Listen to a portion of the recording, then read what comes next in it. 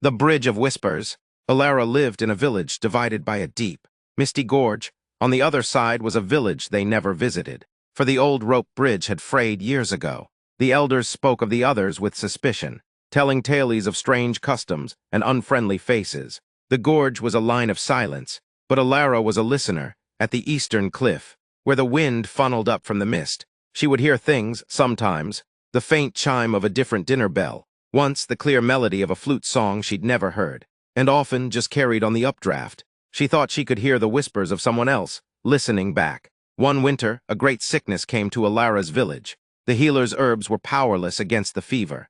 Desperate, Alara went to her listening spot, the cries of the sick echoing in her heart. She didn't just listen this time. She cupped her hands around her mouth and sent her words into the void.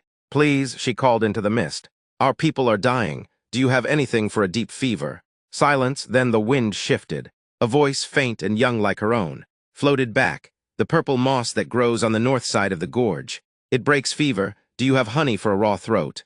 Alara's breath caught. "We do.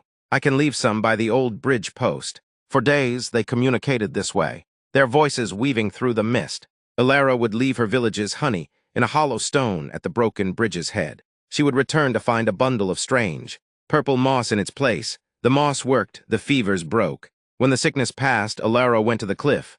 "Thank you," she whispered. "Thank you," the voice echoed back. A pause hung in the air. Then, the other voice asked, "What is your name?"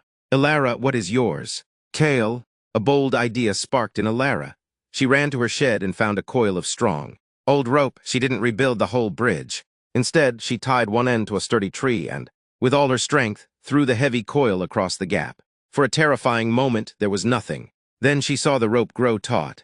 Someone on the other side had caught it. Together, unseen by one another, they pulled. The rope lifted, stretched, and was secured. It was just a single line high above the misty depths. The next morning, a small basket hung from it, traveling slowly from the other side. Inside was a perfect sun-colored pear and a note, "For Alara from our orchard, Kale." Alara put a loaf of her mother's sweet bread in the basket and sent it back. Soon, the rope became a thread, stitching the two villages together. Baskets carried seeds, recipes, tools, and notes. The whispers in the gorge were replaced by the creak of the pulley and the laughter of children sending gifts across. No elder ever agreed to rebuild the big bridge. They said it was too much too soon. But Alara knew they didn't need it yet. The first bridge wasn't made of wood or stone.